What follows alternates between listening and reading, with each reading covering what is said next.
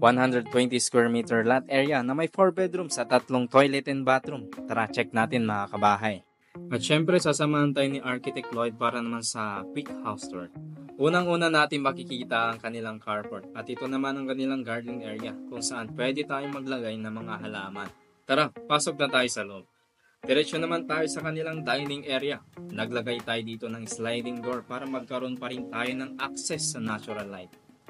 Konektado rin ito sa kanilang kitchen area na naglagay na rin tayo ng hanging cabinet para sa lagayan ng mga gamit sa kusina. So sa labas, located dito ang kanilang service kitchen at ang kanilang laundry area. Kung mapapansin nyo mga kabayan, ay medyo makalat pa yung bahay. Pero maganda na nakikita nyo yung actual kung paano ito ginagawa. Punta naman tayo sa kanilang living area. So sa kanilang living area kung saan naka-high ceiling na rin tayo dito para ma-feel talaga natin na malaki yung bahay. Sa ground floor, located dito ang kanilang bedroom 1. So sa 120 square meter, nakapaglagay pa tayo dito ng toilet and bathroom para naman sa access ng primary users and guests. Tara, akyat naman tayo sa second floor. Sa hagdan ay gawa naman sa tempered glass and wood para sa handle and wood plank samans para sa pinaka-flooring. Yan naman ang view ng high ceiling pag nasa second floor na tayo. Ito naman ang kanilang bedroom 2 na simple lang din ang design.